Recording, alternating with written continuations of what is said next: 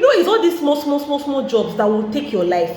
All these small jobs that will not give you room to breathe. Hello mom, you're welcome to my channel. My name is Fortune. I'm a mom and a business owner. I transitioned from 9 to 5 to owning a business just because I needed enough time to be with my children. Disclaimer. This channel is not to teach you how to be a mom. I am not a professional mother. See my hand. In 2020, I realized I had not planned motherhood before stepping into it. Everybody knows what happened in 2020. It was lockdown. In March, on the 15th, I had my first boy. After some weeks, the lockdown began to ease. People started going to work. And bear in mind, I only had 3 months maternity leave. So this 3-month maternity leave, I was thinking, my mom said she's going to go once flights were available. And flights were becoming normal. Now people started flying and my mom booked her flight because she had stayed with me for 3 months and she wanted to go. She had other things to do. God. I didn't know what to do. My mom booked her flight and she left after 3 months. And my maternity leave was coming to an end. It was just me, my husband, and my baby, and one of my siblings.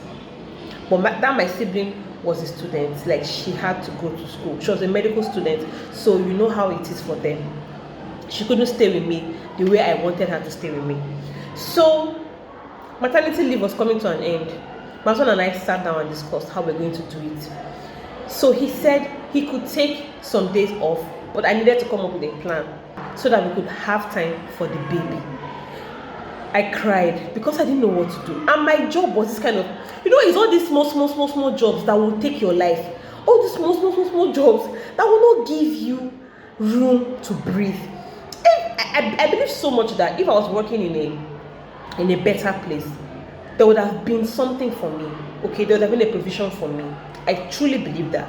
But in this job I was working, there was no provision for me, and I was not allowed to take my baby to work.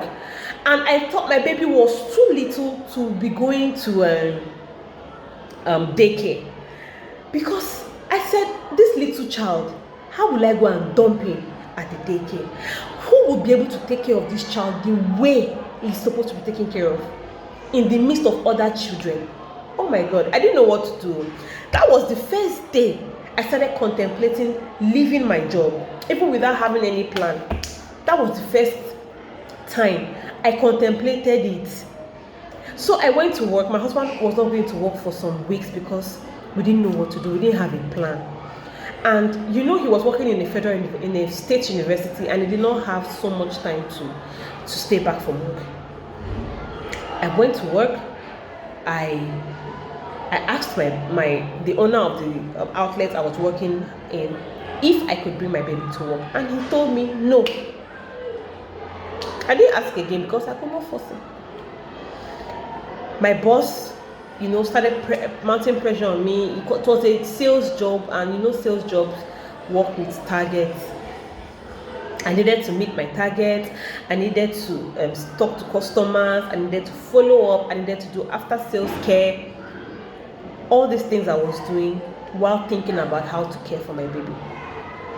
One day I said, I'm going to write my resignation letter, and when I feel led, I'm going to drop it. So I wrote the letter and I kept it at home, waiting for the right moment to submit this letter. So what hit the nail or the straw that broke the camel's back? We finally decided to take my boy to a daycare, and my boy did not stay in that daycare for up to 2 weeks.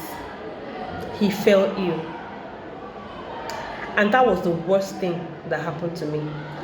A baby falling ill is so bad because that baby cannot talk. That baby cannot tell you what the issue is. So I had to rush my baby to the hospital, and they took my baby on antibiotics for days. When the baby was finally okay, I did not have the mind to leave that baby at home again and go to work. My husband had to go to work, so I did not have the mind to drop the baby at the daycare again and go to work. I just couldn't do it, so I didn't go to work that day. I didn't go to work that day. I just looked for one excuse and gave them. I didn't go to work. So I started asking myself, are these people the one holding my kidney? Why do I have to choose between my child and the job? I tried applying to other companies. I couldn't get a job. My baby was here, needed me. I'm talking about this. I didn't even say this exclusive breastfeeding I was doing. I was going back to the house every break time to go and pump breast milk and feed this boy, then come back to the hospital, to the office to continue working. Let's not even talk about the blood pressure that I was having, the high blood pressure I was having. For somebody that went through CS, I didn't know how to take my baby back. I didn't know how to take my baby back to the daycare. That was when I wrote my letter. Please, let's talk, because I want to hear from other mothers, like, how did you do it? I did not have a choice. I had to leave my job. So if you did not leave your job, what did you do? Like, all right, let me just stop here.